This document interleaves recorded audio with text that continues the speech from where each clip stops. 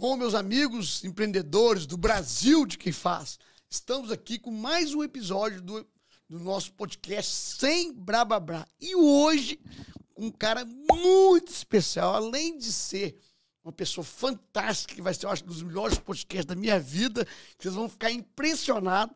Além de tudo, é amigo da família, que eu tenho a honra de ser amigo. Então, sim, estou aqui hoje com... Não vou falar o nome, não. Ele é publicitário. É tanta coisa no currículo dele que eu acho que eu tenho que ler aqui. É tanta coisa. Publicitário, administrador de empresa com MBA na Universidade de Califórnia. É empreendedor digital, palestrante internacional, sócio-diretor da Umicap Comunicações. Além de tudo isso, foi presidente, vou começar a descobrir agora, presidente da Grupo Abril. E além de tudo isso, desse tanto de coisa, tem que falar no currículo, tem que estar aqui embaixo tudo. Ele é membro hoje, né, de conselho aí, ele faz parte, né, de vários conselhos, de várias grandes empresas, por exemplo, como Cacau Show, certo? Exato. Cacau Show, por exemplo. Então, com vocês, Walter Longo, meu amigo. Ricardo, eu acho que não apresentei nem a metade do currículo aqui. A gente vai ficando mais velho e vai acumulando currículo, né? Não, mas é muita coisa. Eu vou te contar aqui, eu vou te contar. Esse verdade. aqui foi o maior que eu já vi até hoje. E além de tudo, Devolta, você participou do programa Aprendiz com o Roberto Justo. Durante 7 anos, acho. Você fazia parte da mesa do conselho. Era o conselheiro do Roberto Justus no programa. No programa. Aliás, como é que foi essa experiência? Como assim? Depois eu quero que você conte sua história. Como é que foi essa experiência? Só porque eu já perguntei logo. É interessante essa experiência, falar várias coisas dela. Eu sou muito tímido. A maioria das pessoas acha que eu não sou, mas eu sou muito tímido. Se eu tiver num velório e alguém pedir para eu falar alguma coisa sobre o falecido, eu preferia estar dentro do caixão. Eu sou realmente muito tímido. Mas eu treinei. Discreto, né? Mas eu treinei a minha vida inteira para dominar ou para controlar essa timidez. Então, quando o Roberto me convidou para fazer parte do programa, a minha primeira reação foi dizer não vou, né? Mas depois eu pensei bem e falei, olha, acho que é uma experiência a mais na vida e a gente, no fundo, a vida não é medida em tempo, e sim em quilômetros. Ou seja, a vida a gente deve medir o que a gente fez, o que a gente caminhou, a estrada que a gente usou, né? Quanto mais você percorre alguma coisa, seja uma nova experiência, seja um novo país que você conhece, mais você viveu. Então, eu falei, quer saber de uma coisa? Apesar da minha timidez, vou controlá-la mais uma vez, vou participar. E fui para essa experiência de fazer o aprendiz. O que eu aprendi com o aprendiz? Eu tenho certeza que eu aprendi muito mais do que os aprendizes. Certo. Porque você vê, de repente, primeiro você pega 100 mil pessoas, seleciona 17 de 100 mil, então você tem gente extremamente competente, inteligente, né? Você tem que tirar. Você pega a nata dessas pessoas, depois passa 3 meses torturando elas. É isso que a gente faz. Porque o objetivo do programa é gerar o estresse tão absoluto nessas pessoas para ver como, sob intenso estresse, elas agem. Ela sobrevive. E o que é interessante é que a gente via nesse grupo de aprendizes uma cópia fiel do que é uma empresa. Eu vou dar um exemplo. O que eu entendi? Que não existe uma receita clara de sucesso de uma empresa, mas uma coisa é ingrediente básico. Criar dentro da organização um espírito de coopetição. Ou seja, os funcionários, os colaboradores da sua empresa têm que competir e cooperar ao mesmo tempo. Se você tem uma empresa que todo mundo colabora com todo mundo, ela fica uma empresa sem estamina, fica uma empresa sem aquela garra, aquela vontade de vencer. Se você tem uma empresa extremamente competitiva, você tem muita garra, mas você tem uma erosão da relação, uma falta de cooperação entre eles, uma disputa interna que acaba sendo prejudicial. Era muita cara exatamente do programa, né? Vocês faziam essa competição, essa coisa. Como dividir em duas equipes, e cada um deles precisava colaborar para ganhar e não ir para a sala de reunião, mas ao mesmo tempo precisava competir com o outro, porque no fundo quem ganha é um só. Então, cada um daqueles 15, 16 pessoas estavam simultaneamente competindo e colaborando para a turma dele ganhar, competindo contra a outra turma e contra os colegas dele para chegar na final. Então, esse processo de competição Foi um enorme aprendizado para mim que eu usei para minha cultura corporativa o resto da vida. É um exemplo. Outro exemplo, brainstorming. Esse é muito forte. Esse eu acho que ninguém tinha colocado aqui, que é essa da competição. Porque já é uma coisa natural que eu tinha na minha empresa lá anterior e tudo, mas eu não tinha essa lógica que é tão importante. É muito importante manter esse equilíbrio. Eu tive no Google, que é uma das empresas que melhor desenvolveu a coopetição. E eu lembro que no mictório, onde as pessoas iam fazer xixi, em cima de cada mictório, não é, tinha um espaço para a pessoa colocar um papel ali. Eu via que em cada mictório um estava assim, estou fazendo esta fórmula e não estou conseguindo chegar ao final desta equação. Alguém pode me ajudar? Aí no do lado estava, estou precisando falar com a Union Carbide. Alguém conhece alguém lá dentro? Ou seja, da mesma forma que eles competiam para ganhar o cargo de vice-presidente, eles colaboravam entre si, porque o Google tinha que ganhar do concorrente. Então, era um processo de colaboração e competição ao mesmo tempo. Então, isso, para mim, já é um aprendizado que vale para a vida. Só isso já vale os 7 anos que eu passei lá. Mas tem muitos mais. Vou dar outro exemplo. Ou seja, a pessoa que tem uma equipe de venda, por exemplo, só essa dica sua aqui, se ele montar... Isso. Eu já anotei aqui, ó. Você monta 2 equipes de vendas e fala, amigo, ó, tá aqui, vocês são competidores, vamos ver quem vai bater a meta, quem vai chegar primeiro. Isso. E, ao mesmo tempo, tem que ter um espírito de colaboração, que se eu conheço alguém da equipe, que para a equipe do OTU, eu tenho que dar, porque, no fundo... Eu estou disputando contra outra equipe, mas juntos estamos disputando contra nossos concorrentes. Então, eu preciso colaborar. Então, esse equilíbrio instável entre colaboração e competição é muito importante. Segunda coisa, vou dar um exemplo mais singelo. Brainstorming não funciona. Eu descobri isso no programa. Eu via que as pessoas se reuniam e não saía nada. E por quê? Porque quando você está de espectador do brainstorming, você percebe que quando você reúne todo mundo e fala, vamos ter ideias, enquanto um está dizendo a sua ideia, o outro está pensando e tentando ter uma, não está prestando atenção. E aí você não consegue essa colaboração mútua de achar que um vai ajudar o outro. Não que eu não queira ajudar, é que se ele está falando da ideia dele e logo em seguida eu tenho que falar, eu não estou prestando atenção no que ele está falando, porque eu estou tentando ter a minha. E aí, o que seria o substituto disso? Substituto seria você passar para um brainstorming para todos o problema a ser resolvido, a pessoa sozinha cria uma pauta de licenças, sugestões, depois que ele pensou, ele vai para a reunião. Então, eu que já estou com a minha lista aqui, eu estou ouvindo o outro com muito mais atenção, até a hora de expor as minhas. Mas se pedir para pensar ao mesmo tempo que eu ouço, a gente não consegue. Então, eu estou dando exemplos, e poderia citar dezenas de exemplos, que eu acho que para mim foi um grande MBA que eu fiz participando desses anos todos do Aprendiz. Muito interessante. Porque você falou com ele, mas a pessoa está prestando atenção ali e não está... Eu tenho que responder daqui um pouco. Exato. E todo mundo quer, no fundo, performar, né? Há uma necessidade de performar. E se eu não tiver a minha ideia, eu vou fazer papel de tolo aqui. Então, eu tenho que pensar. Pensar, não posso ouvir o que eu estou falando. Agora, Walter, eu queria que você aproveitasse, eu acho que muitas pessoas te conhecem, mas colocar um pouco da sua raiz, de onde você veio, um pouco da sua história. Certo. Porque, assim, você é uma pessoa que não é jovem de idade, que também não sou mais, mas tem a cabeça de uma modernidade, de uma inteligência desse mundo artificial, dessa coisa que eu não entendo. Onde nasceu isso do Walter? Porque eu fico impressionado assim, porque geralmente a pessoa, à medida que ela vai acumulando esse currículo, igual você falou aqui, a pessoa vai cansando e falando, não quero mais. Acumulando, sabe? E acomodando. E acomodando. É isso, exato. Aonde nasceu esse Walter? O que é? Porque conta um pouco da sua história para a pessoa entender que você tem uma história do mundo físico lá de trás, que ser presidente de uma editora Abril, né? Você trabalhou também numa agência de publicidade durante anos de comunicação.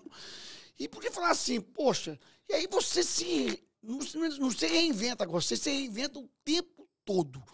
Me conta essa máquina aí. Então, eu não sei. Dizem que a gente conhece muito mais gente do que a nós mesmos. E por isso Sócrates falava conhece a ti mesmo, ou conhece-te a ti mesmo, como alguns falam. Mas, na verdade, eu tenho a impressão que se eu fizesse uma viagem regressiva, eu devo essa minha curiosidade contínua à minha mãe. E devo a busca de conhecimento ao meu pai. Vou contar por quê. Eu tinha uns 6, 7 anos. Eu me lembro que a minha mãe se vestia de índia, me vestia de índio, me pintava inteiro, me punha no quintal, punha um piquenês que a gente tinha dentro de uma panela e a gente brincava de índio no quintal. E para mim, aquilo era uma taba indígena. A minha mãe estimulou muito a minha criatividade, não porque me mandasse fazer alguma coisa, que ela fazia comigo. E para uma criança, quando o adulto brinca com você, junto, deixa de ser coisa de criança e passa a ser realidade. Então, a minha mãe me estimulou. Muita criação. É muita criatividade por parte da minha mãe. E meu pai, eu morava em Mogi das Cruzes, a gente fazia uma viagem quinzenal para São Paulo, de ônibus. E eu me lembro que durante as 2 horas do percurso, naquela época demorava 2 horas, agora demora talvez 40 minutos.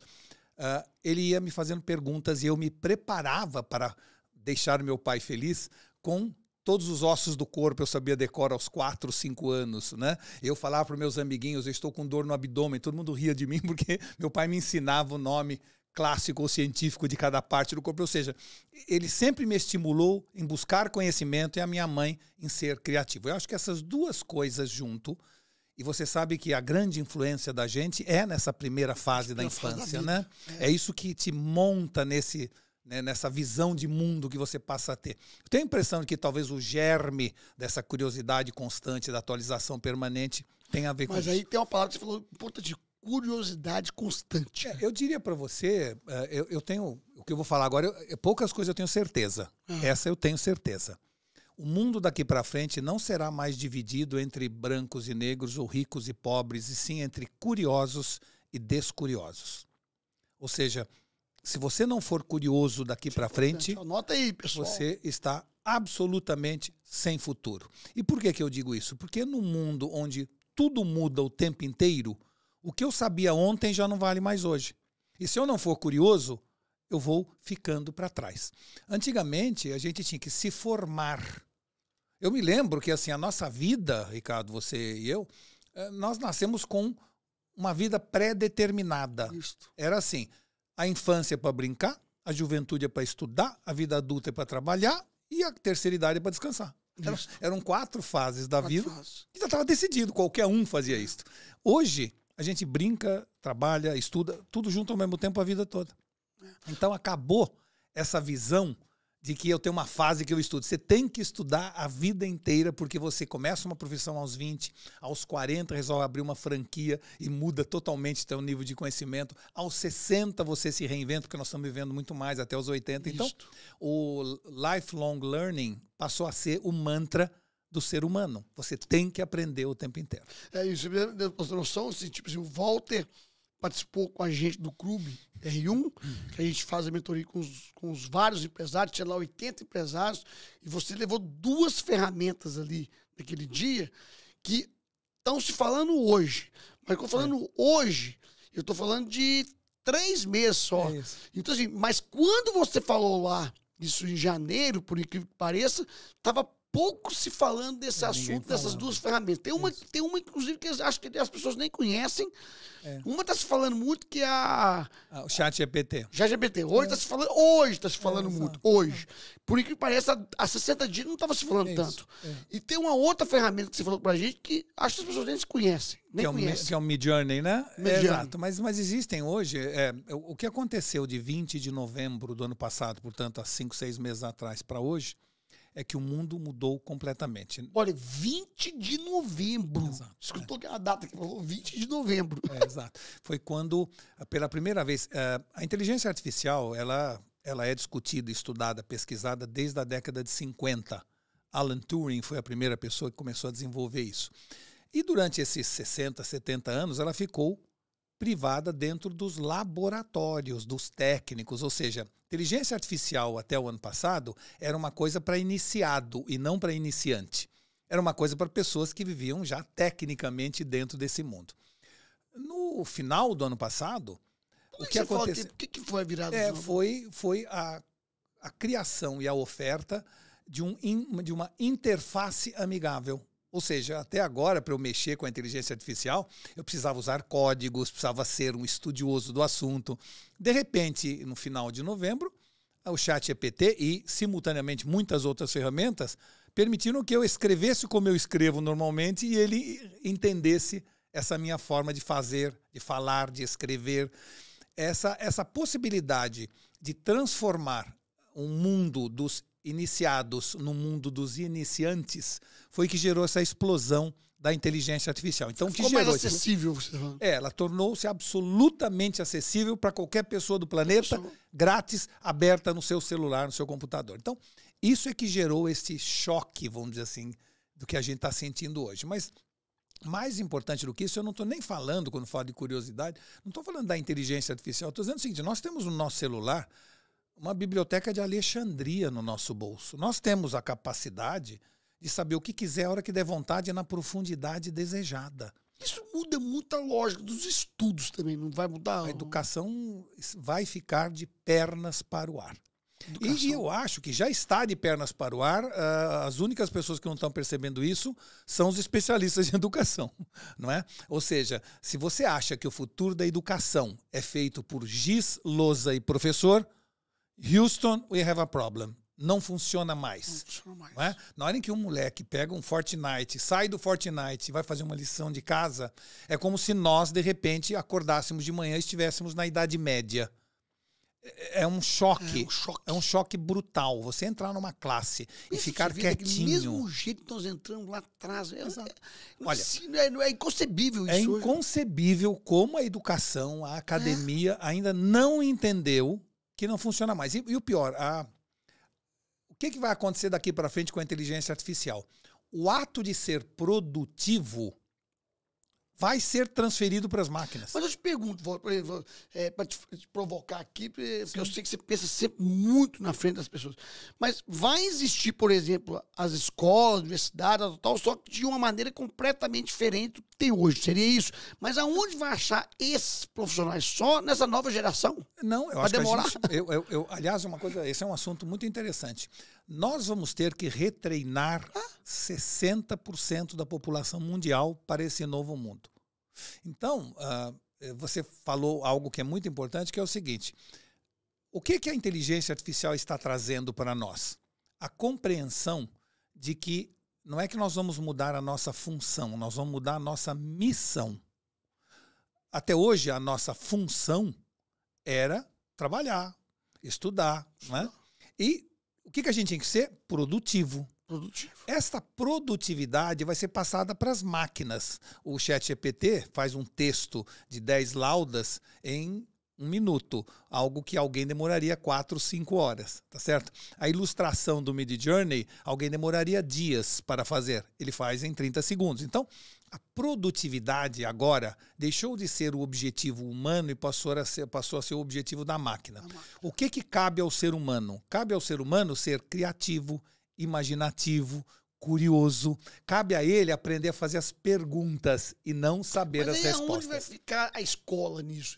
Então, a escola... vai ter um professor diferente que vai ensinar isso? Vai ter o professor tem que nos passar a nos ensinar a ser curioso, primeira coisa, que eles não estão hoje preocupados com isso. O aluno tem que aprender a ser curioso, tem que aprender a querer saber as coisas, tem que ter prazer na absorção do conhecimento. E a partir da absorção do conhecimento, naturalmente o seu cérebro gera insights. E ao gerar insights, você usa as ferramentas da inteligência artificial para a execução do que você deseja fazer. Então, no fundo, é um processo de adição e não de substituição. Isso. Mas veja que interessante um lado que pouca gente... Fala até medo. Então, assim, toda tecnologia nova gera medo e excitação ao mesmo tempo. Quando os portugueses chegaram na costa brasileira, os índios tiveram essa sensação de excitação e medo, né? O que a gente deve fazer? Deve entender que, como toda nova tecnologia, ela vai ter o lado bom e o lado ruim. Ou seja, a tecnologia, ela é amoral. Quem é moral ou imoral é o ser humano, é o que a gente faz de uso daquela ferramenta. Então, eu acredito, sinceramente, que nós todos, seres humanos, deveremos celebrar a inteligência artificial, primeiro porque ela foi criada por nós. É a primeira espécie inteligente que um ser inteligente criou, né? Não foi a natureza quem criou. E para melhorar a vida das pessoas. Né? E para melhorar, ou seja... Vamos parar de ser produtivo. O mundo está olhando a inteligência artificial de duas maneiras, os pessimistas e os otimistas. Os pessimistas acham que a inteligência artificial vai roubar o nosso emprego. Os otimistas acham que ela vai roubar o nosso trabalho. que nós vamos ter mais tempo para sermos humanos. E é totalmente visível isso com essa ferramenta que você acabou de falar. Quando você gastava 4 horas, você vai gastar... Então, assim, quando um médico hoje pega a minha ressonância magnética e compara ela com 2 milhões de outras ressonâncias para um melhor diagnóstico ou prognóstico, vai sobrar mais tempo para ele para perguntar como eu estou me sentindo, como a minha família está reagindo à doença. Vai dar a ele a chance de ser mais humano. Esses carros autônomos que estão surgindo e cada vez mais estão chegando perto de nós, não é para roubar emprego de motorista, é para dizer para você ou para mim, Ricardo, senta no banco de trás, namora com a sua mulher, brinca com seu filho, leia um romance, seja humano, porque é para isso que nós nascemos. Só que vão surgir novas profissões, lógico. Veja bem, não vamos para não ir muito longe. A gente achava que a internet ia roubar emprego de muita gente. A gente achou que a imprensa ia roubar emprego. A gente achou que o Uber ia acabar com os taxistas. E tudo se acomoda depois, entendeu? Incrível isso. Então é assim, um influencer era uma profissão de milhões de pessoas que não existia alguns anos atrás. E foi a internet. Então ela destrói algumas profissões e constrói outras. Né? É isso. E tem que dar. Agora, eu sei que você fez uma palestra ontem para 2.000 pessoas, né? Sobre esse mundo digital. Inteligência artificial. Inteligência artificial e tudo. Quais foram os... Eu vou aproveitar você aqui para dar um pouquinho Quais foram os pilares que você coloca nessa palestra para as pessoas que estiverem aqui, que não foi, tenham oportunidade de pegar um pedacinho dessa... Eu sei que foi muito tempo lá, mas assim, tempo. O que é de principal que você pode trazer aqui para os empresários? Olha, eu acho que o principal que a gente tentou mostrar ontem, né, é que nós estamos, nesse momento, num tesaraque. E o que é um tesaraque?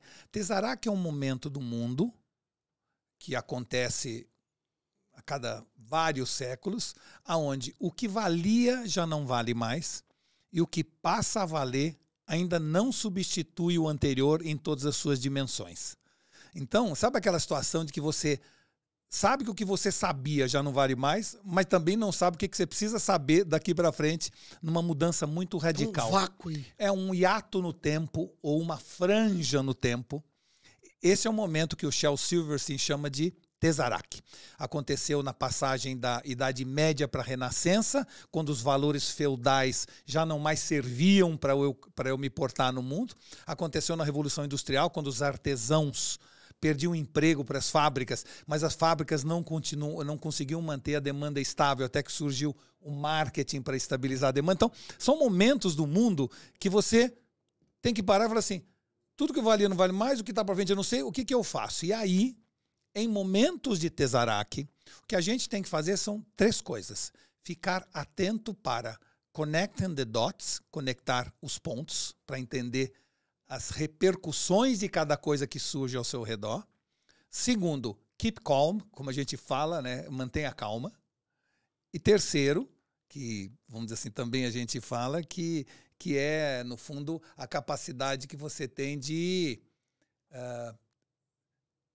entender que tudo é passageiro, inclusive essa tua sensação de insegurança. Se você mantiver a calma, mas não perder o olhar analítico sobre tudo que continua fazendo o que está fazendo. Isso, continua fazendo, mas vai adaptando. Gestão daqui para frente vai depender da nossa capacidade de dividir nosso tempo com sabedoria entre pendência e tendência, sem perder a essência. Essa foi forte, anota aí, fala de novo, hein? É isso. No fundo, o que a gente tem que fazer é isso. Ou seja, a gente tem que estar com um olho na tendência, um olho na pendência, porque tem um monte de pendência, e sem perder a essência. É isso. Essa é a receita em momentos como o tesaraque. E aí você aprofundou lá para falar com essa turma inteira. Eu mostrei durante horas lá, não apenas eu, mas um monte de outras pessoas. As ferramentas. Todas as ferramentas, quais servem para o quê, como a inteligência artificial é, no fundo, um novo ser que surgiu e que convive conosco no planeta Terra, e como é que a gente deve conviver com essas ferramentas. Quando usar, quando não usar, quando ela substitui, quando ela adiciona, ou seja, quase que um guia básico para que as pessoas soubessem que o que está chegando não é ruim, é diferente. Isso é muito bom, né? Porque você fazer uma palestra para 2.000 pessoas e colocar isso, porque talvez a sensação de mal-estar, de medo dessas pessoas, paralisam a pessoa a falar assim, não, eu não aguento mais não, eu não tô mais preparado para isso, eu falo assim, você entra na mente da pessoa, quando você tá falando comigo aqui, que dá mais segurança pra gente, que tipo assim, espera aí, não, calma.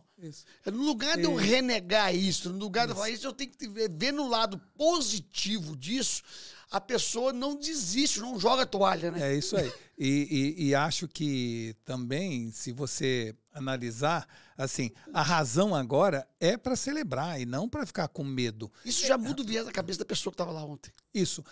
O Humberto Eco diz que existem 2 tipos de pessoas no mundo. Ele chama de integrados e apocalípticos, não é? Ou seja, os integrados, segundo ele, são aqueles que abraçam o novo, né? Com consciência, responsabilidade e otimismo. E os apocalípticos são aqueles que rejeitam a novidade, o ineditismo, etc., e se prendem ao passado. Eu acho que é muito importante que a gente entenda que o futuro depende do presente, que é a sua visão ou a nossa visão que vai fazer o futuro. Que se todo mundo tiver medo, o futuro será ruim, e se todo mundo tiver consciência de que pode ser bom, o futuro será bom. Ou seja, essa profecia autorrealizável, ela acontece. Então, nós deveríamos, nesse momento, estarmos, em relação aos nossos alunos, aos nossos colaboradores, aos nossos estudantes e etc., deveríamos estar dando a eles uma visão positiva e cautelosa do futuro, não apenas positiva, otimista e responsável. Cautelosa, você tem que prestar atenção que grandes mudanças vão ocorrer, mas que no final será para o bem e não para o mal. E aí tem uma visão que é assim, o processo em relação à inteligência artificial, ele tem 2 caminhos, o da substituição ou da adição. A visão dos otimistas, na qual eu me incluo, está cada vez mais claro que é o seguinte, daqui para frente, com tudo que já foi lançado, e ainda estamos no início do começo, do princípio do que vem por aí, o que já foi lançado mostra que nenhum homem daqui para frente será melhor que uma máquina, mas que nenhuma máquina será melhor do que um homem com uma máquina. Que é esta adição, essa capacidade de nós nos unirmos à inteligência artificial é que vai transformar homens e mulheres em super-homens e super-mulheres. E aí eu te pergunto uma coisa intrigante. Você vai falando, eu vou pensando assim, o que neste mundo das mudanças, dessa área da inteligência artificial e tudo, o que no mundo, o que é a essência, o que no mundo, o que na verdade não muda? Tá. O que não muda... O que não muda? Tem algumas coisas que não mudam, cara. Independente de qual geração que for, tem coisas que você que faz parte que não muda. Exato. Eles fazem essa pergunta? Fazem, e é interessante que é assim, primeiro, há uma tendência das pessoas de achar que a gente tem que mudar tudo o tempo inteiro. Né? Essa perda do senso de permanência. Isso é um equívoco. Ou seja, não necessariamente tudo que vem de novo muda tudo. Eu vou dar um exemplo a você de 2 empresas. Uma Kodak achou que não devia mudar e morreu. Isso. Um McDonald's não muda o seu negócio há décadas e continua absolutamente sucesso. Então, o que você tem que fazer é ter uma análise fria da pendência e da tendência que identifica isso. Existem momentos em que a mudança atinge o seu negócio, existem momentos que não atinge.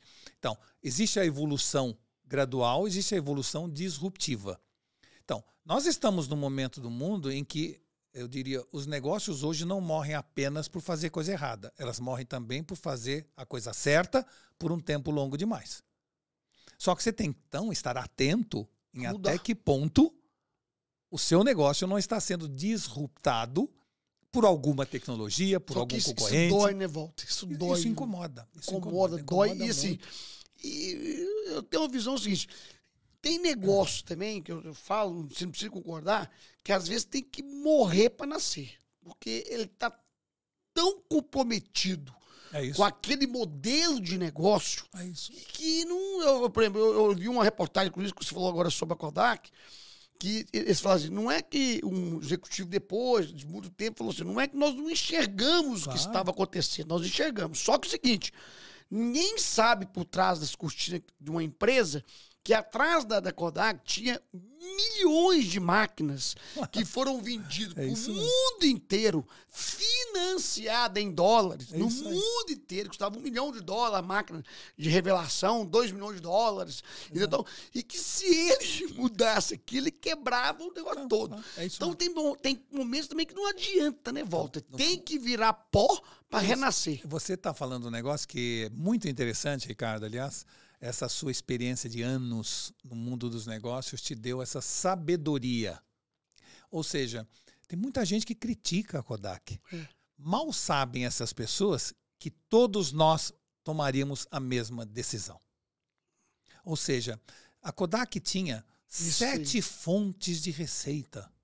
Ela vendia o filme, depois ela vendia a revelação, depois ela vendia a cópia, depois ela vendia o álbum. Ou seja, ela tinha uma máquina de fazer dinheiro. Tudo em cima daquilo. Não apenas dela, da qual dependiam milhões de pessoas no mundo.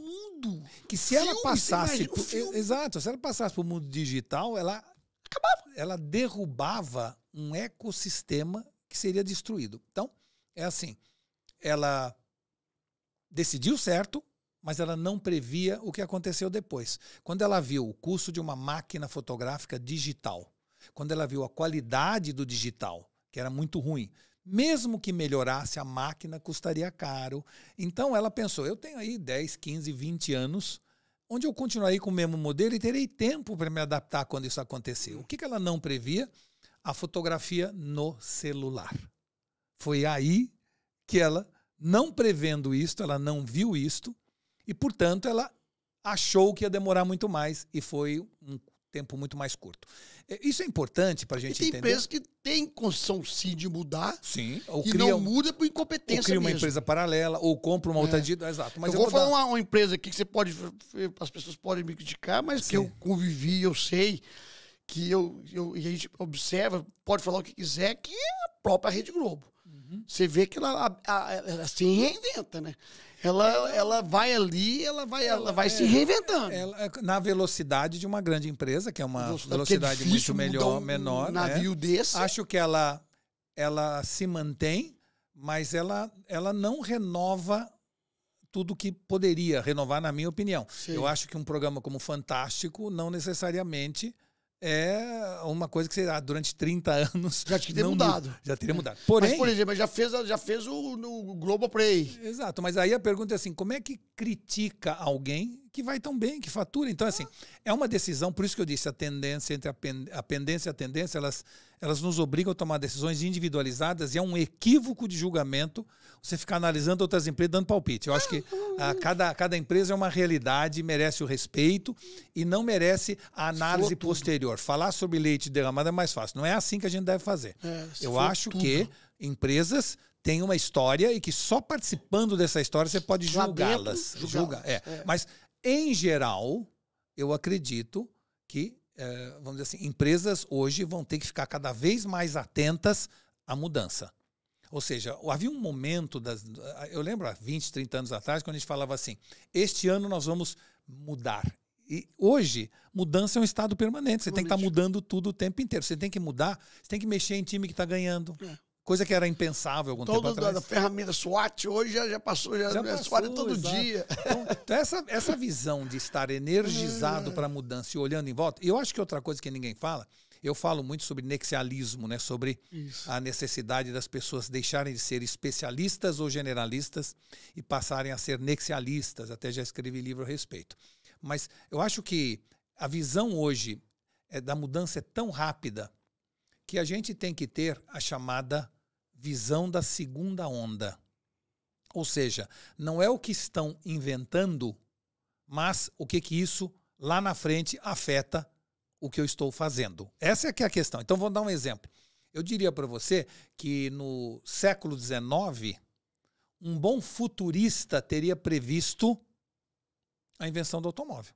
Ele estava vendo o desenvolvimento dos motores, ele estava vendo empresas já começando a desenvolver formas de locomoção de uma charrete motorizada. Então, ele poderia prever o automóvel. Um bom nexialista teria previsto os congestionamentos.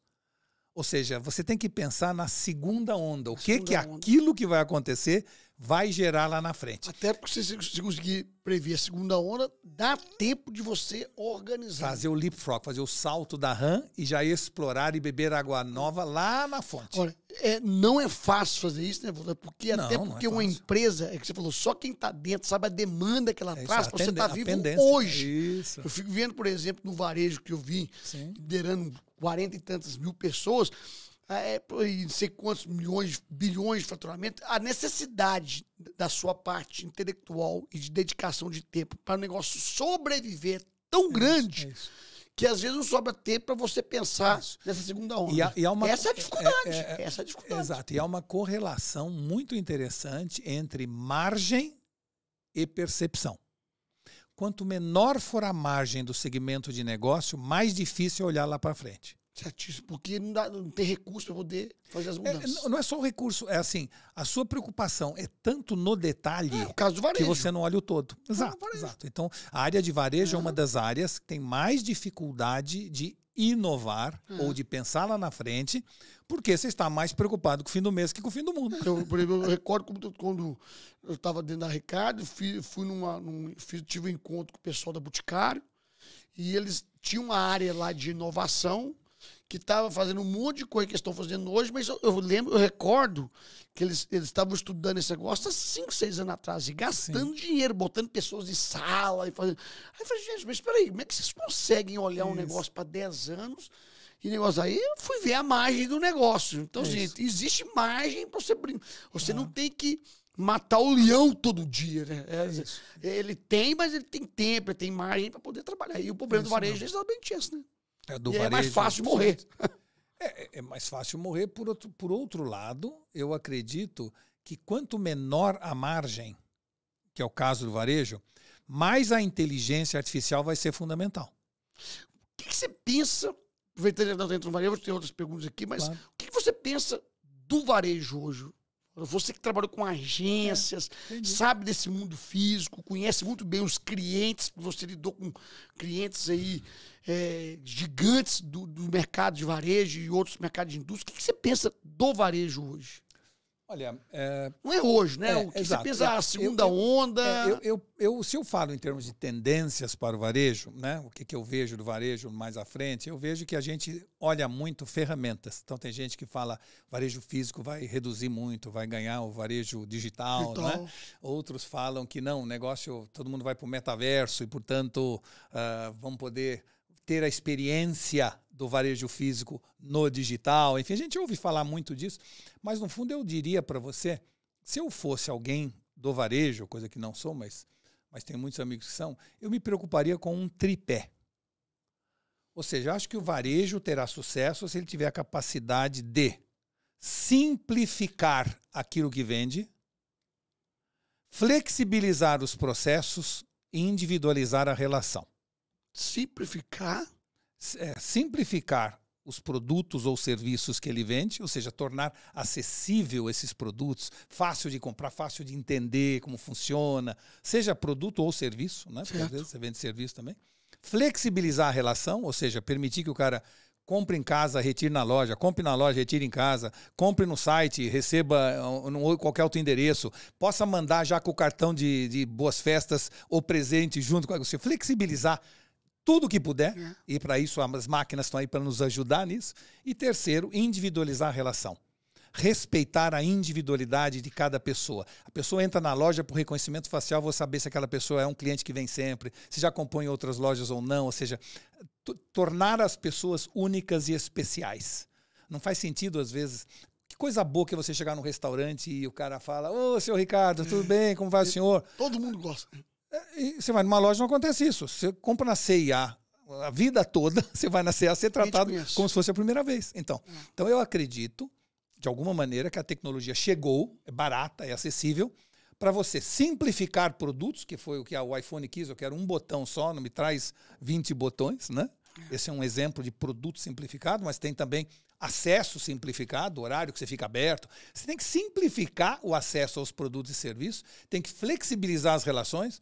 eu posso devolver onde eu quiser o que eu comprei no correio, eu posso receber pelo correio uma coisa que eu comprei na loja, ou seja, o processo tem que ser, e para isso hoje você tem que ter controle de estoque de todas as suas lojas. Então uma empresa de chocolate como a Cacau Show ela está próxima a menos de 15 minutos de qualquer pessoa que compra chocolate no Brasil, mas para isso você precisa ter o controle de estoque de cada loja. Então, é o processo, flexibilizar o processo, eu não tenho que levar da central para alguém o chocolate. E a terceira coisa é individualizar a relação, ter o Big Data. Aí você falou uma coisa que quando eu te perguntei lá atrás o que não muda, esta coisa dessa relação com o cliente muda a ferramenta, mas o sentimento do ser humano continua sendo o mesmo. Por exemplo, quando você falou isso, eu lembrei que, por exemplo, eu concorri com a Casa Bahia, que era uma gigante. Foi o maior desafio da minha vida. E ele tinha um crediário próprio. E o crediário, naquela época, quem dava crédito para o consumidor final era o dono da loja. Isso. E ele tinha um crediário, por exemplo, uma inteligência no crediário, que quando o Walter chegava lá, ele sabia a última compra, quanto comprou, o que comprou, como pagou. Então ele já recebia a pessoa, seu Walter, como é que vai o senhor? Então aquilo ali, para quebrar aquela barreira, eu como concorrente, falei, gente, como é que eu vou quebrar essa barreira? Porque ele é tão bem reconhecido individualmente dentro daquela loja, daquele concorrente meu, que eu não tinha maneiras de concorrer com aquilo. Foi, inclusive, quando eu criei o meu posicionamento de preço. Porque eu falei, aqui eu não adianta eu brigar. Olha, eu fiz durante muitos anos. Você vê que não mudou nada. Você está falando que continua valendo isso. Eu fiz durante muitos anos propaganda das Casas Bahia na nossa agência. Eu sei, se você foi a agência da Casa Bahia. Você que me matava. Ele que me matava, vigente. Eu lembro que a gente mandava uma mala direta de uma promoção para os clientes das Casas Bahia. Aí chegava a pessoa na loja e falava assim, o seu Samuel mandou eu vir comprar. Isso, eu lembro dele falar isso não era uma mala direta com uma oferta, é assim, era uma carta do seu Samuel que mandou vir comprar. Eu achava lindo isso, achava singelo, bacana, porque assim, olha a relação. Mas você está falando que agora, nesse novo momento, isso continua. Tudo continua muito importante. E por isso que eu digo, a inteligência artificial, a tecnologia veio para permitir fazer tudo isso a custos suportáveis. Porque você tem margem baixa. Mas as pessoas, o sentimento, aquela coisa de permanência, de tudo muda. Não, pelo contrário, reforça. Aliás, quanto mais tecnologia existir, mais o lado humano vai prevalecer.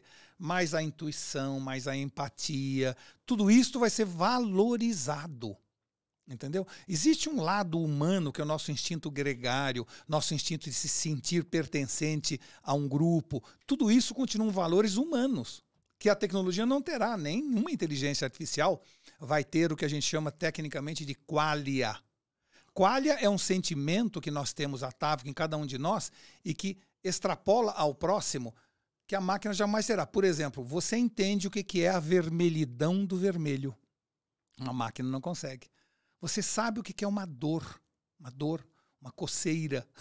São sentimentos humanos que quando você tem, eu sei o que você está tendo, eu sinto o que você está sentindo, e que uma máquina jamais terá isso. E por isso que eu fiz essa pergunta, que também eu tenho o mesmo sentimento, que tem coisas que não mudam. Mudou. Então, por exemplo, ia lá na Casa da Bahia, tinha um carnezinho que identificava a pessoa, tal. Agora, aí o carnezinho foi sumindo, porque veio os cartões de crédito, veio outras maneiras o crédito passou a ser muito mais em cima do plástico, hoje em cima do Pix e tudo mais. E então não é mais o carnezinho, mas eu vou ter que arrumar uma inteligência artificial que eu continuo individualizando aquela pessoa, só de forma diferente. Pode ser na hora que ela entra pela facial, o que for. Ou seja, para mim entregar no fundo, Walter, que você está falando aqui, que para mim, que eu acho que é aí que está o ponto-chave que as pessoas às vezes confundem. É onde, às vezes, eu discordo de algumas pessoas nesse sentido. É o seguinte, essa coisa, eu não sei como expressar, essa coisa do sentimento do ser humano, ela continua existindo independente de qualquer coisa. Não apenas existindo, Ricardo. Continua cada vez mais valorizado. Valorizado. Exato. A única diferença é que antes, para você ser uma empresa que tratava individualmente seus clientes, você tinha que ser uma empresa pequena. Uma empresa grande não tinha jeito de fazer isso, né? Agora você pode ter uma empresa e tratar milhões de pessoas individualmente a custos permissivos. Uma câmera de reconhecimento facial numa loja né, ou o seu CPF que você deu para a pessoa, é suficiente para eu saber, dentro de uma loja, quantas vezes ela vem nessa loja, se ela é cliente costumeiro, você já comprou pelo site, mas é um grande cliente que está entrando pela primeira vez na loja, mas na verdade é um grande cliente já meu, e dar a essa pessoa o tratamento adequado. Então há um equívoco hoje que me preocupa muito, quando eu vejo hoje que dá para ter escala, que não dava. Pega, por exemplo, a área de restaurante. Restaurante tinha seu sistema de delivery, não é? E tinha um motoqueiro que levava e sabia que, de repente, o Ricardo gosta de polpetone e mandava o polpetone para casa dele. Aí, de repente, surgiu o iFood. Nossa, coisa fácil, né? O iFood agora vai poder fazer por mim esse trabalho. Posso demitir os motoqueiros, não preciso mais ter risco trabalhista, acidente. Não. Só que tem uma coisa, quem fica com os dados de quem comprou o quê é o iFood. E aí, você perdendo esses dados, você perdeu a relação. Então, a intermediação, ela passa a ser um problema para você. Se a gente achar que facilita, facilita, mas complica lá na frente. Pensando a curto prazo, ótimo, né? Exato, mas complica lá na frente. Agora, você que trabalhou em agência física do meu tempo, lá de fazer aquelas... só televisão, só esse mundo, né, que não é o mundo digital das redes sociais. Como que você vê hoje, Walter, um marketing nas empresas? O que mudou e o que a pessoa tem que enxergar o marketing nas empresas? Porque você sabe muito bem o marketing que nós sempre fizemos. Isso. E eu hoje estou nesse novo segmento de educação empresarial e eu tenho uma facilidade muito grande com o marketing. Claro. Então eu peguei rápido o jogo do novo marketing das redes sociais. Eu estou pegando cada dia mais, porque você falou, eu estou muito curioso, eu fico aqui o tempo todo vendo, estudando e imaginando as conexões com ele.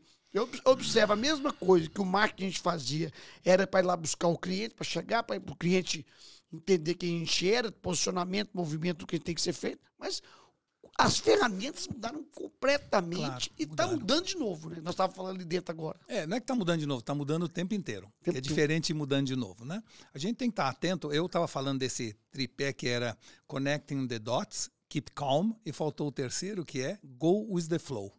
Ou seja, conecte os pontos de tudo que está acontecendo, fique atento, né? Mantenha calma e vai com a onda, ou seja, acompanhe o que está acontecendo e vai tranquilo que você chega lá. O marketing muda o tempo inteiro. Há, no entanto, algumas mudanças que explicam bem o que está acontecendo com a ineficiência, por exemplo, da propaganda tradicional. Né? As próprias agências estão sofrendo muito, as agências. Sofrendo muito, e porque perdeu a importância. E aí, por que isso aconteceu? É evidente que tem várias razões, a pulverização da audiência, a desatenção crescente, mas existem algumas decisões que a gente toma e que tem repercussão lá na frente. Uma grande mudança que ocorreu no mundo da propaganda, lá pelo ano 2000, é que, de repente, o mundo da propaganda tomou uma decisão. A propaganda deixou de ser aspiracional e passou a ser identitária. Ou seja, lá pelo ano 2000, nós deixamos de mostrar para a propaganda, ou na propaganda, aquilo que as pessoas almejavam, e passamos a colocar na propaganda aquilo que elas são, para elas se sentirem mais identificadas com a propaganda. Certo. Então, antes eu botava só modelos esculturais, aí eu comecei a botar gente normal, de roupas muito bem vestidas para roupa normal, né? Diversidade, todo tipo de gente na propaganda, etc. Foi uma decisão politicamente correta, né? Porque... É o que nós estamos vendo hoje, inclusive. Isso, exatamente, até hoje. Isso começou no ano 2000, né? Agora está mais forte, inclusive. Né? Cada vez mais forte. Mas o que isso trouxe como consequência? É preciso entender que pessoas compram alguma coisa para terem uma melhor versão delas mesmas no futuro. Eu compro uma roupa para ser o que eu almejo, não o que eu sou. Se é para ser o que eu sou, não preciso comprar aquela roupa, aquela máquina de lavar, aquela nada. Então, na hora em que a propaganda tomou a decisão de falar assim, não faz mais sentido eu botar uma mesa do café da manhã com a família reunida feliz ao redor, porque isso não é verdade. E começa a mostrar que a mulher sai correndo para ir para a escola, que o marido já foi trabalhar, nem disse bom dia para a mulher, e passa a mostrar a realidade da casa do dia a dia na propaganda, o que dá mais identidade. Ela perde em aspiração, porque fala, não preciso comprar essa margarina porque não vai mudar nada na minha vida, eu compro qualquer uma. Então, até a dificuldade então para criar marca hoje está mais. É isso aí. Então o que aconteceu? Ao criar um posicionamento, uma política identitária, nós jogamos fora a aspiração. E sabe para onde foi a aspiração? Para os influencers. Os influencers roubaram esta possibilidade de gerar desejo nas pessoas. As marcas não entenderam. Tá as influências blogueiras hoje que vendem sem vender. Não, e que vende luxo, requinte, sofisticação, beleza, né? Então é assim, fazer marketing é você projetar uma luz oblíqua sobre o objeto de tal forma que a sombra resultante seja maior que o próprio objeto. Você vende o que será e não o que é. E nós passamos a representar na propaganda aquilo que somos e não aquilo que deveríamos ou poderíamos ser. Isso trouxe uma perda gradativa da eficiência da propaganda e um aumento enorme dos influencers como ferramenta de marketing. E quando você fala isso, eu lá na imersão que eu faço no RGV, os empresários, eu coloco ele como uma das propagandas que ainda eu vejo e que eu respeito no Brasil. Até a pessoa me chamou a atenção, eu falei que era a única hoje que eu respeito de verdade. Eu vou falar que é a única que eu respeito, que é da Caoa, do Cher lá, tal. Consistência. Ele falou 8ª maravilha do mundo. Né? Isso, exato. Ele coloca o veículo dele, ele coloca toda essa parte expressional e com custo menor. É né? isso. Então, e consistente. E se ele fosse simplesmente falar a verdade do que é ali, simplesmente jogasse você fala que ser expressional é... Aspiracional e identitário. Se for só identitária...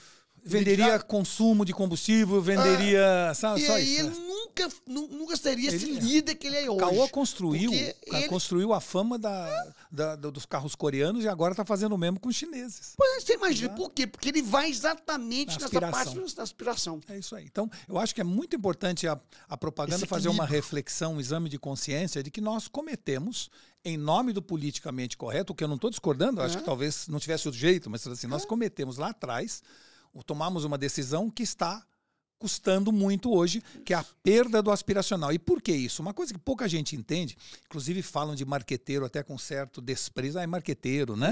O que nós temos que entender é que o marketing, na verdade, ele vende o que eu serei e não o que eu sou. Ou seja, você vende o que você vai mudar lá na frente. Você vende uma promessa. Aliás, marca é promessa de performance. Né? Então, se eu pudesse dar um exemplo, vamos dizer assim, um exemplo metafórico, eu diria assim, dentro de uma semente já está a árvore.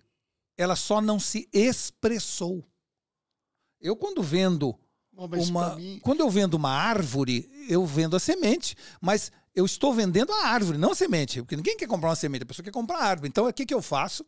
Eu mostro que aqui já tem a árvore, ou seja, a gente acha que o contrário do virtual é o real. Não, o contrário do virtual é o atual.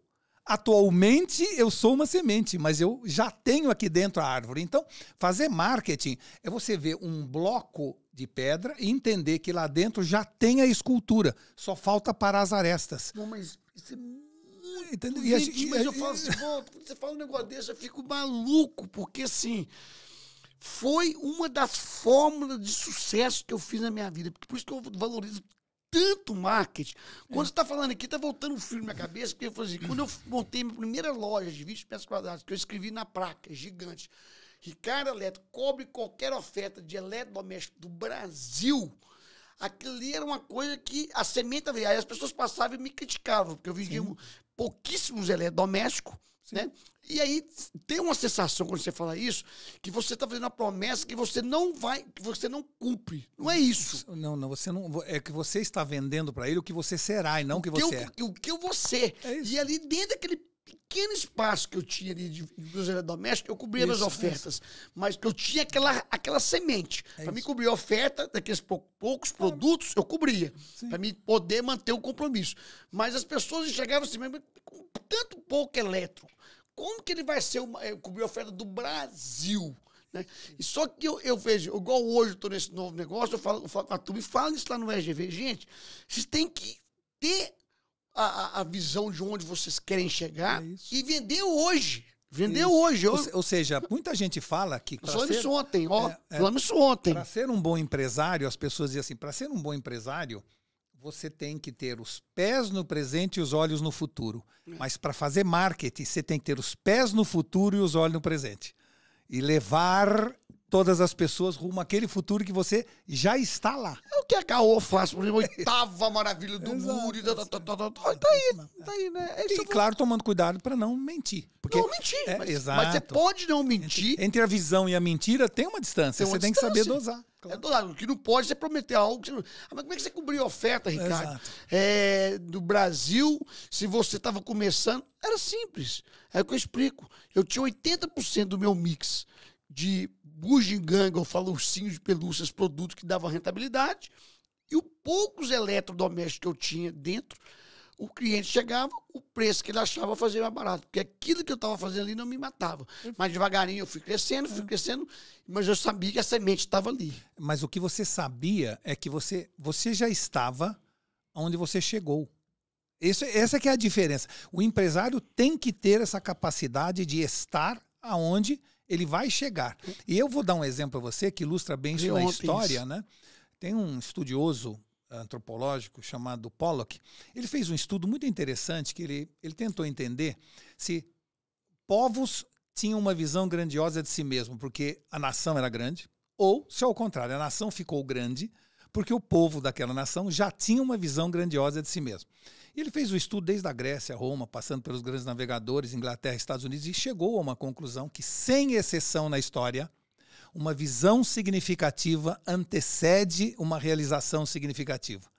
Que você fica grande na direta proporção em que você vê de maneira grandiosa o que você será. E na hora em que você consegue, através do marketing, dividir esta sua visão com todo mundo, você chega lá. Se você não fizer essa divisão, você não chega lá. Né? Então, acho que esse é o dado importante. E o marketing, no momento hoje atual, ele está muito, sabe, sem grandes devaneios, sem grandes sonhos. Está utilitário, está absolutamente identitário e pouquíssimo aspiracional. Mas eu volto, você está falando um negócio que ontem eu estava conversando com a equipe aqui e falei, gente, o que eu quero mostrar nesse novo projeto meu, que nós vamos se tornar a maior empresa de educação de empresário desse país. Sim. Mas como assim, Ricardo? Eu tô falei isso ontem. Nós vamos se tornar a maior empresa de educação empresarial desse país. Por quê? Não existe nada que ensine os empresários dentro das escolas. Aí até falei, eu vou criar um projeto onde, se puder me ajudar nesse projeto, que a gente possa fazer através da tecnologia artificial, onde todos os municípios desse país, todos os municípios, existe sempre um empreendedor naquele município. Sim. Que possa levar uma aula para as escolas públicas, de ensinar o que é o empreendedorismo desse país. Então, assim, eu vou me tornar o maior empreendedor desse país de educação empresarial, porque eu sei que tem... Porque eu já sei aonde eu quero chegar. A semente já está dentro de mim. Eu já sei, porque do mesmo jeito que eu fiz na área de varejo, nós vamos fazer aqui. Vocês podem acreditar. Falei isso ontem ou não falei? Por isso é que eu acho muito importante que empresas de evento se transformem em empresas de movimento. Ou seja, o que você está falando, propondo, você não tem clientes, você tem pessoas que partilham da sua visão e que vão ajudar a gente a construir. Isso. Ou seja, antigamente, Santo Tomé falava que era preciso ver para crer. Isso. Agora, o que você está dizendo, a gente tem que crer para ver. Para ver. E se você crê... Eu sempre acreditei nisso. Exato, eu acho que é essa a visão. Se você trabalhar duro, com responsabilidade, sem blá, com foco, com tudo... E rodear de pessoas boas, né, Walter? Porque isso. O que também é muito importante, você deve, na sua história também, o que você me fala, né? Porque hoje se fala tanto também nesse network, né? Uhum. É uma palavra muito utilizada. Eu confesso que na minha época essa palavra não existia, essa palavra eu não sabia falar inglês, né? Uhum. E para mim era buscar os empresários que tinham sabedoria e colar neles. Eu lembro que eu ia para a Copa do Mundo, minha esposa falava assim, Ricardo... E geralmente a indústria levava gente com várias pessoas. Certo. E eu ficava lá assim, perguntando às pessoas, os concorrentes, né, do meu lado, para mim poder aprender. Minha esposa falou, cara, o que você veio fazer aqui? Você não veio assistir a Copa do Mundo? Eu falei, bem, eu não vi assistir a Copa do Mundo, eu vim aprender. É isso mesmo, é isso mesmo. Você fala disso hoje, esse network, o que você acha que é o network que hoje representa? Olha, eu sou, como te falei, sou uma pessoa muito tímida. Muito tímida. Você não é muito né? Não sou muito de manter relação. Eu sempre parti de um princípio na minha vida que em buscar ser autêntico. Eu só convido para minha casa as pessoas que eu tenho prazer em estar com elas. Eu também. só convivo com pessoas que eu gostaria de convidar para o aniversário do meu filho. Eu tomei isso como mote. Na sua vida. Na minha vida. E passei a vida inteira assim. Eu seria provavelmente muito mais poderoso ou rico se tomasse outra decisão. Mas eu optei por ser assim. Então, quando você fala de network, todo network que eu hoje tenho, e tem um bom network, é um network baseado na autenticidade. As pessoas que eu conheço gostam de mim e as pessoas que eu conheço, eu gosto delas. Eu poderia ter tido, e não condeno quem faz diferente, quem tem o chamado network para exploração de oportunidades. Eu tenho horror disso. Não, mas existe, e tudo bem. Tem demais, mas eu volto. Eu falei com minha esposa, de bem, se para crescer nesse negócio precisar disso, eu não vou fazer. Porque é o seguinte, eu cresci no meu segmento, no outro negócio que eu estava, tendo relações concretas, relações com qual eu confiava e eu tinha amor por aquelas relações. Eu brinco muito e falo assim, meu pai... Pelos meus funcionários, pelos meus fabricantes, pelo todo mundo. Eu brinco sempre que eu falo assim, meu pai me ensinou a ser honesto e eu devo a ele tudo que eu não tenho. Né? E eu não tenho com muita felicidade. Tá tudo bem, porque assim, é uma opção na vida. Né? Então eu acredito que a gente deve conviver com pessoas que a gente quer convidar para o aniversário do nosso filho. Essa é a forma como eu olho aquela pessoa e falo assim, essa pessoa eu quero conviver, eu gosto dela. Essa pessoa eu não quero conviver. Agora, tem gente que faz do networking um ofício, uma missão. Aí a pergunta é assim, é errado? Não. Eu admiro, mas não invejo. Também não dá para mim. E tudo bem. Pra mim é que para mim é sofrido, para ele não é, então tá tudo certo, né? Mas então assim, falando sobre network, por que o network é importante? O network não é importante pelo que eu posso vender a mais. O network é importante para o que eu posso conhecer a mais. Então, pessoas interessadas são mais interessantes. E dentro desta visão, eu às vezes tenho amigos que são contrariamente diferentes do que eu imagino que seja. Politicamente tem uma visão distinta, mas eles são interessantes. Então eu montei um network de pessoas que eu gosto de estar junto, não porque eles me trazem resultado, me trazem lucro, me trazem interesse, não. É porque eles são interessantes e me ajudam a ver o outro lado, contra meus critérios. Ou seja, nós estamos no mundo para um ajudar o outro a ser mais sábio. Mais sábios. E você será sábio. Isso, e o oposto é a sabedoria. Tá certo? Então, eu acredito, sinceramente, que network tem vários tipos. O meu é pelo grau de interesse ou carinho, mas interesse na curiosidade, interesse na sabedoria, não necessariamente no interesse comercial. Se eu tivesse tido um network de interesse comercial, provavelmente, seja o que eu vender, eu teria vendido mais. Mas é um preço que eu estou disposto a pagar. Né? E eu também falo com você, com todo mundo, eu não estou disposto a pagar esse preço para isso. Eu vejo que até a relação minha com os meus clientes, apesar de ser milhões de clientes no passado, eu gostava de ir para a loja com aqueles clientes meus que eu tinha relação sincera, dava prazer. Hoje, nesse novo objetivo da minha vida, eu sinto prazer com os empresários que estão comigo, como se fosse da minha família. Eu sinto bem estar com eles. É isso mesmo. De conviver com eles, de aprender com eles, de passar para eles minha sabedoria, meu conhecimento. Isso está me dando prazer, volta, imenso. Olha, você tem algo, Ricardo, que é muito autêntico em você, que é o prazer de dividir. Não é? Você está numa fase da sua vida, a gente vai subindo na pirâmide de Maslow, na hierarquia das necessidades. Tem um período que a gente está preocupado com como é que eu compro o jantar, né? Depois você óbvio assim, preocupado em conhecer, saber, não sei o quê. Depois tem uma terceira fase que é em contribuir para a sociedade, não sei o quê. Você está no topo da pirâmide e o que você quer agora, dá para sentir isso genuinamente em você, é de alguma maneira dividir para multiplicar. É isso que você está sentindo prazer.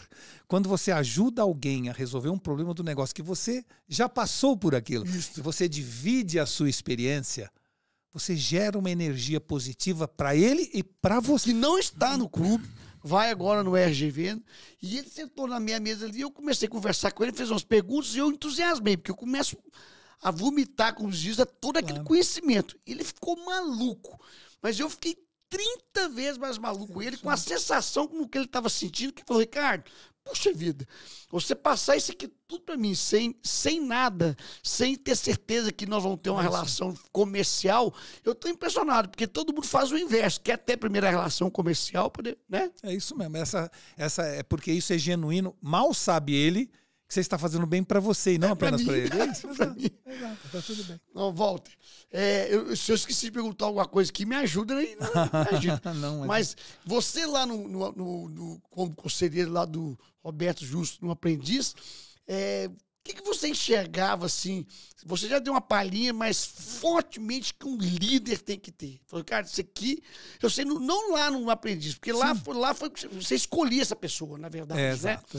Então você tinha que, eu tô te perguntando Aprendiz, porque você já tinha essa maturidade dos negócios. Isso. Mas aí, o que você, o líder, Ricardo, ele tem que ter basicamente isso. Eu diria para você, depois de estudar muito sobre isso, e já fiz vários livros sobre esse tema, liderança. Etc., né? Eu diria para você que todo líder tem que ser um CEO da empresa ou da sua vida. E o que é um CEO? É ter curiosidade, entusiasmo e otimismo. Por isso a sigla CEO. C de curiosidade, né? E de entusiasmo e O de otimismo. O líder precisa ser curioso porque ele precisa saber cada dia algo a mais e, portanto, a curiosidade dele acaba espraiando por seus comandados. Ele precisa ser entusiasmado porque mudança dói, mudança incomoda. A única empresa que gosta de mudança acho a Graneiro, o resto odeia mudança. Então, você precisa ser entusiasmado para vencer a resistência à mudança, para ter a resiliência necessária para a mudança. E você precisa ser otimista, independente da situação do mercado ou do cenário econômico, porque você precisa inocular nas pessoas ao seu redor essa visão positiva do futuro. Então, todo líder, para ser um bom líder, tem que ter curiosidade, entusiasmo e otimismo. Essa seria talvez o tripé no qual eu acho que se assenta uma liderança positiva. Eu vou te contar uma coisa. Cada pergunta que você faz, ele vem com as respostas que eu vou te contar. A enciclopédia é o Google em pessoa. Volta do céu, mas como que pode? Eu fico impressionado de ver assim, o seu conhecimento, sabedoria, assim, como que você consegue sintetizar, como é que consegue botar a visão prática das coisas que a gente pergunta para você, assim, de forma muito transparente, prática. De onde você busca isso? De muita leitura, de muita vivência da vida, com um complementa o outro? Bom, eu acho que sim, a idade ajuda isso, né? Mas assim, eu acho que eu sou um leitor voraz. Isso durante ajuda a organizar os pensamentos. Durante a minha vida inteira, eu li muito e escrevi muito. E é interessante que o ato de ler e escrever, quanto mais você lê, mais você sabe escrever. Quanto mais, né, uma coisa alimenta a outra. Então, eu fui um leitor a minha vida toda voraz. E por que eu fui leitor? Eu assisto filme, assisto série, claro, mas porque a leitura é a única forma de transmissão de conhecimento que estimula a imaginação. Então, se você assistir um filme, você está de maneira passiva assistindo à imaginação de alguém. Se você ler, é um processo de coautoria. Ou seja, a pessoa escreveu uma coisa, mas a sua cabeça está imaginando outra.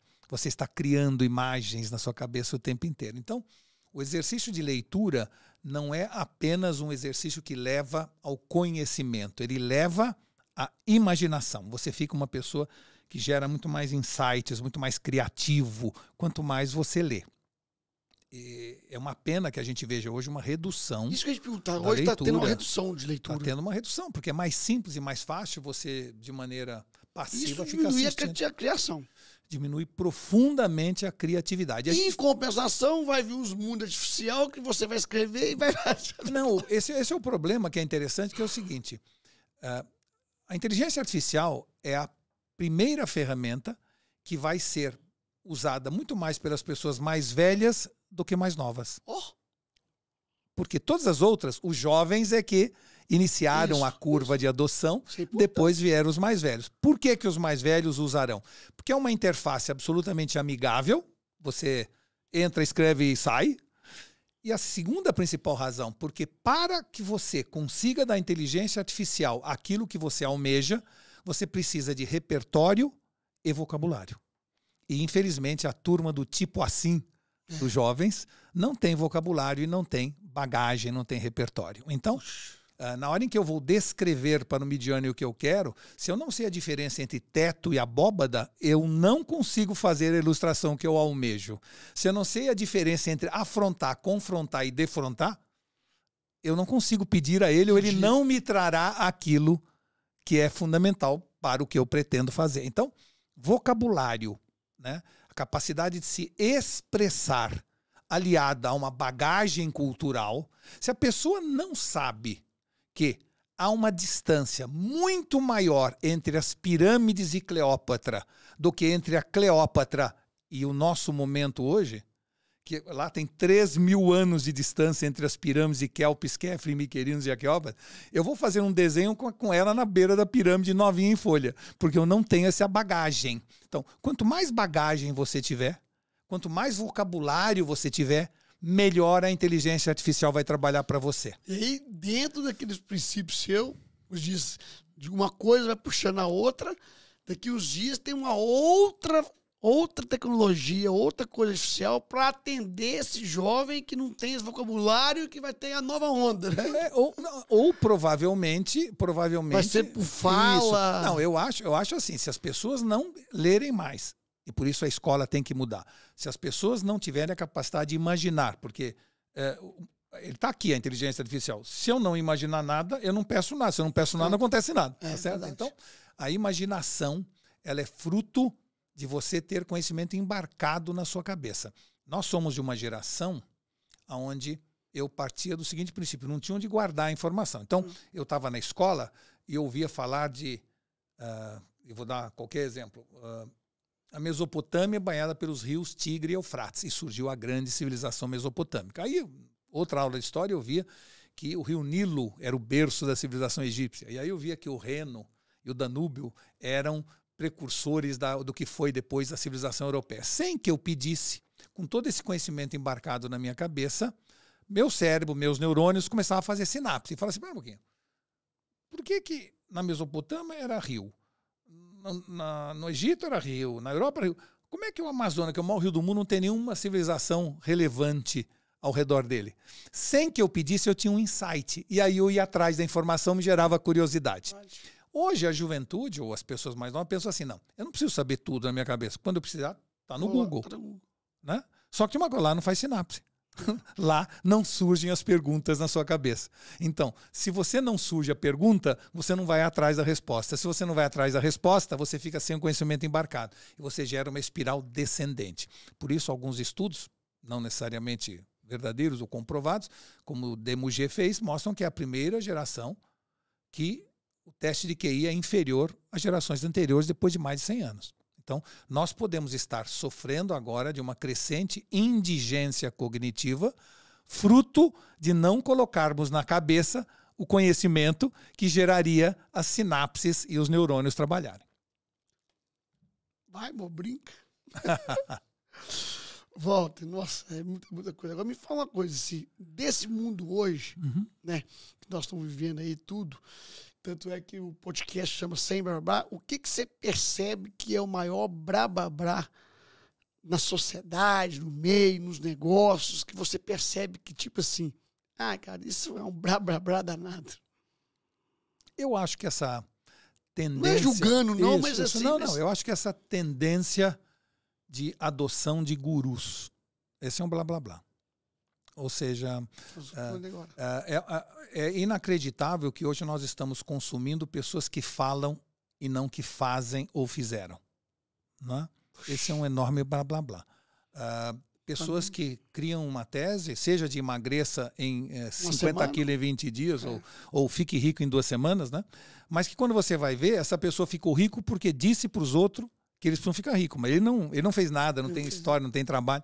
Esse é um blá blá blá que a a sociedade digital apoiou, aprovou e que nesse momento acho que está já num declínio, né? Um declínio. A gente brinca muito que ninguém engana tantos durante tanto tempo, né? Isso não muda, né? Isso não muda. Isso é uma verdade absoluta.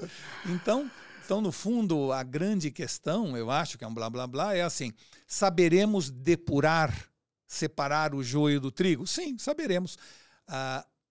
Eu acho que a realidade, a verdade, é como um cadáver no rio. Chega uma hora que ela boia, basta você sentar na beira do rio e esperar.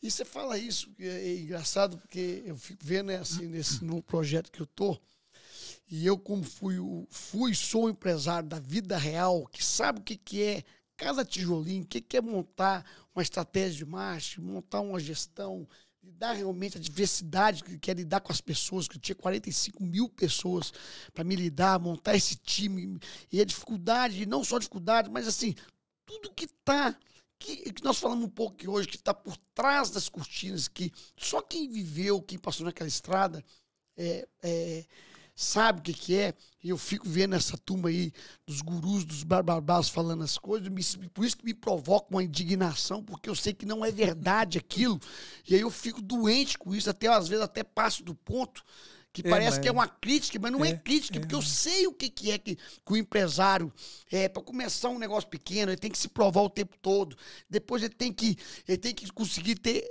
a credibilidade no seu negócio, ele tem que provar para o banco, ele tem que provar para o fornecedor, ele tem que provar para o seu cliente, e ele tem que enxergar a segunda onda, né? Que é a dificuldade que é para o empresário enxergar a segunda onda. Eu, nesses 30 anos, do projeto anterior meu, eu tive que várias vezes enxergar a segunda onda, ponto, local.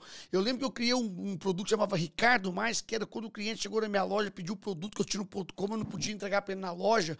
Eu falei, como é que eu tenho o produto no meu depósito, ele está na minha loja e eu não consigo entregar para ele, porque só pode comprar pelo ponto .com. Aí eu criei um tal do Ricardo Mais, que ele podia pegar o produto do ponto .com na loja. Isso lá atrás. Então, a gente tem que enxergar isso tudo, né? E eu fico observando essa coisa que você falou, então isso me traz essa indignação, e eu acho que um dos motivos por qual eu estou aqui hoje, que eu comecei a levar essa indignação minha nas redes sociais, e depois acabou. Eu falei, gente, uma pessoa me chamou, eu falei, cara, você tem que estar levando isso de forma profissional e transformar isso num negócio de educação. E logicamente, o empresário da vida real passa por tudo, né? Você sabe o que eu passei nos últimos 3 anos da minha vida, no qual, depois de ter vendido a empresa, ter saído da empresa, ter vendido a empresa para um fundo, você sabe que você tem uma pessoa de altíssimo nível nesse mundo corporativo, ninguém compra uma empresa sem auditar, ainda mais empresas que compram negócios do mundo inteiro, auditou a empresa, fez tudo, depois vendi a empresa, veio todo o problema, e eu escuto, às vezes, as pessoas falando disso, para onde eu quero chegar, volta. Não, mas o Ricardo teve aquele problema. Eles falaram que ele cometeu isso, cometeu aquilo, né? As pessoas falam, né? E utilizam disso para poder falar, será que você tem autoridade para estar ensinando alguém, né? Certo. Mas como é que o Ricardo, que a empresa lá, primeiro, tá careca de saber que eu já tinha vendido a empresa quando a empresa teve problema, mas como é que a empresa que não teve lá seus problemas, pode ensinar outra? E aí eu fico pensando, gente, como as pessoas são demagogos, porque você só pode realmente ensinar algo quando você passa, você vive, isso. E quanto mais você sofreu. Quanto mais você sofreu. É isso mesmo, ou seja, você sabe. Mas eu vejo pessoas que, às vezes, porque as redes sociais é livre, né? Mas esse cara aqui, ele teve esse problema, como é que ele está ensinando alguém? Eu dou vontade de falar assim, eu não respondo, porque a vontade de mim falar assim, volta, é por isso mesmo que eu estou aqui. Você tem razão, exato. Eu diria para você que pessoas acham que dor e sofrimento são sinônimos, e não são. São antônimos. Toda vez que você tentar que seu filho sinta dores, ele vai ser um sofredor lá na frente, porque ele se torna um ser frágil. Toda vez que você tentar tirar um band-aid muito devagarzinho para evitar a dor, você vai fazer a pessoa sofrer por mais tempo. Então, dor e sofrimento é ao contrário. Quanto mais dor você tem, menos você sofre. Quanto mais você evita a dor, seja do seu filho ou de você mesmo, mais você sofre lá na frente. Então, a dor é um gigantesco aprendizado. Você passou por um momento injusto de dor e você não está muito. sofrendo mais. Tá certo? Então é isso. Você está em paz, não é? Porque você enfrentou a dor. Isto. Né? Ou seja, o jeito de não sofrer é enfrentar a dor. Né? E a gente confunde, acha que uma coisa é igual a outra. E a maioria segue esse caminho. Mas complementando, eu diria o seguinte: só quem enfrenta a dor é capaz de entender e evitar o sofrimento alheio. Não existe outro jeito. Tá? Que você tenha noção do que você passou. Isto. Né? Então, eu acho que dividir isso com as pessoas no fundo, uma atividade sua missionária. Porque todo mundo, em algum momento na vida, passa por dores. Isso. E saber enfrentar a dor de cabeça erguida, com a coragem do seu lado e com a verdade no seu coração, é o que faz você sair do outro lado vitorioso. Né? Verdade. Então, acho que é isso. Mas, mas pessoas não entendem. Você tem uma facilidade de traduzir, às vezes eu não consigo traduzir, mas é exatamente o que eu sinto no meu coração. Eu sinto, sim, que por eu ter vivido tudo que eu vivi, é que eu acho que eu tô no momento, tô no lugar mais certo da minha vida. Eu falo que Deus escreve histórias nessa, porque se eu já estou aqui justamente por isso. Se eu não tivesse vivido, eu estava montando outro negócio. Mas Jesus sofreu para nos ensinar. Então, assim, a vida da gente é esta. As pessoas gostam de criticar, até porque ameniza a dor delas, né? Porque se criticar é mais fácil. Mas eu acho que existe no Brasil, mais do que em outros países, acredito, uma certa, vamos dizer assim, inveja do sucesso. Parece que ter sucesso é um pecado. E as pessoas torcem para... Porque quando alguém que tem sucesso fracassa, eu que não tenho sucesso me sinto menos fracassado. Isto. Né? Esse é um fenômeno verdade. Natural. Isso é uma das fraquezas humanas. Tem gente que fala assim, ninguém fica completamente infeliz pelo fracasso do seu melhor amigo. Olha que frase dura essa, não é? Porque ao ele sofrer, eu sofro um pouco menos. Tem gente que fala assim, por que você me odeia tanto se eu nunca lhe ajudei? Porque ajudar, que é uma atividade bacana, no fundo, faz o outro se sentir menor. Talvez seja uma das maiores virtudes que o ser humano pode ter, combater isso. Porque eu acho que todos nós sentimos isso, né? Sim, não, essa é uma das fraquezas humanas. Quando os outros vai bem, te dá uma sensação que, tipo assim, né? Parece que alguma coisa no seu corpo... Isso não é errado com você, isso é o ser humano. Só que aí a gente tem que saber como combater, ter consciência disso, né? E por isso que eu digo que trabalhar é muito bom, sabe? Porque quando você trabalha, você não tem tempo de cuidar da vida dos outros, você tem tempo de cuidar da sua vida. É verdade. É o que não é que falava assim? Mente vazia, casa do demônio, não tem essas coisas assim? Eu falo assim, o trabalho é bom demais, porque quando você trabalha, você não tem tempo nem de ver as fofocas, não tem tempo de ver nada. Exato, então é isso. É isso. Às vezes as pessoas me dizem, cara, saiu uma reportagem aí, não sei o quê, sobre... Depois de 2, 4, 5, 6 dias, você não viu, eu não tive tempo para ver. E é verdade, porque minha vida sempre foi baseada assim, eu não fico olhando, eu quero realizar para frente. Quando eu quero realizar para frente, eu sou muito focado. Eu fico fazendo o quê? Que você ensinou para nós o tempo todo aqui, sendo curioso naquilo que eu estou fazendo para frente. É isso aí. Eu estou sempre curioso. Não ficar olhando para trás, né? Você sabe que é assim, pessoas que têm um passado glorioso, como é seu caso, têm uma tendência natural a falar do passado. Isso. Por quê? Foi glorioso, natural. A gente tem, mesmo que tenha tido um passado glorioso, que falar do futuro. Isso. Falar do futuro. Isso e o passado glorioso, ele serve de escada para um futuro mais promissor. Né? Mas não é o assunto. O assunto deixa para trás. Claro, você vai usar, às vezes, como um exemplo, uma referência, porque tudo isso está dentro da sua cabeça. Mas... porque eu falo que eu uso isso até para levar meu conhecimento mesmo dessa dor. E não é só essa dor que eu vivi, essa dor que eu vivi nos últimos 3 anos. Eu estou falando para vocês, as pessoas acham que foi a maior. Foi muito grande, mas eu vivi coisas muito mais duras nesses 30 anos. Esse caso, eu acho que o que mais machuca um ser humano não é a dor, é a dor injusta. Isto. A gente trabalha muito mal com injustiça. A gente fica Possesso. Possesso. Né? Exato. Eu recordo que o meu advogado falava assim comigo, né? Às vezes eu adiava alguma audiência desse processo, porque hoje, graças a Deus, as coisas estão resolvidas. E aí ele falava assim, cara, eu ficava bravo com ele, eu falava assim, cara, mas isso é bom. Eu falei, bom não. Aí ele falava comigo, isso é a dor do injustado, porque qualquer pessoa que tivesse vivido o que você viveu aqui, se fosse fato, tudo, queria que adiasse tudo. Exato. Se você tem que falar assim, eu não sou dono da verdade, a verdade é que é minha dona. Não é isso? E quando você está assim, está tudo bem. Walter, muito obrigado. Eu queria que você deixasse uma mensagem final aí. Primeiro é o seguinte, quantos livros hoje você tem publicado para as pessoas saberem? E se você tem condição de falar os nomes, é muitos, né? Não, são acho que 11 ou 12 livros. Né? Qual que é o principal livro que você... Olha, o último é Vítimas do Critério. Eu, de certa maneira, analiso como nós, nesse mundo de mudança constante, estamos perdendo a nossa capacidade de ter critério e o que a gente faz para evitar isso. Né? Como é que a gente evita que os vieses cognitivos interfiram na nossa decisão. O anterior era o fim da Idade Média e o início da Idade Mídia, ou seja, mostrando que tudo era baseado na média e que agora a gente pode fazer as coisas individualmente, porque cada um de nós virou uma mídia. Você, por exemplo, é um caso típico de ser uma mídia que está aqui. Né? E o anterior foi Trilema Digital. Quais são os 3 grandes problemas que o mundo digital está trazendo para a humanidade? Então, cada um é um tema diferente, né? Mas sempre muito provocativo. Sempre baseado numa tese. Todo ano, eu gero uma tese e essa tese eu faço um livro e faço as palestras, etc., baseado nessa tese. Né? Então, é o que eu tenho procurado fazer. Vocês podem ficar aí com ciúme, com inveja, mas eu tenho o privilégio de tê-la na minha casa, com a esposa maravilhosa, mando um beijão pra ela. Obrigado. Que é outra da minha sumidade, ela é elétrica igual eu. E veja como... Veja o oposto dele. Exatamente, o oposto de mim, em termos de... Eu brinco muito que botaram cedilha no acanhamento delas, né?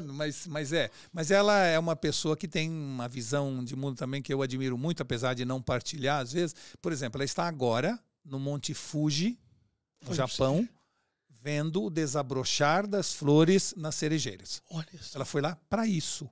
Eu não me moveria daqui nem para Barra Funda para ver uma sem cerejeira. Considerar que ela é elétrica, ela fala, ela comunica, ela domina o ambiente que ela tá. Mas você sabe que é assim, casar com pessoas que são diferentes de você fazem você crescer mais, apesar de às vezes ser incômodo. Um beijão para ela, para você. Muito, muito obrigado. Falei que você seria um dos melhores podcasts da minha vida, porque é tanto conhecimento, é tanta sabedoria que eu acho que a gente podia ficar aqui dias e dias, vocês vão ficar indo assistindo. Então, assim, muito obrigado pela sua amizade, pelo seu carinho e pela oportunidade que você deu aqui para os nossos amigos aí do podcast Sem Brabá, né? Esse conhecimento, não, muito mais conhecimento, a sabedoria, Walter. Obrigado. Muito obrigado mesmo, de coração. Ela tá ali, ó, ela tá balando a cabeça, ela tá assim, ó. Esse sem dúvida, foi um dos melhores da nossa vida, né? Ela tá falando ali, ó. Obrigado. Muito obrigado a vocês. Continue seguindo em nosso podcast Sem Brabá, sempre trazendo pessoas aqui que podem agregar muito na vida profissional e pessoal de vocês, como foi hoje, tá? Um abraço, fique com Deus. Puxa vida, hoje foi...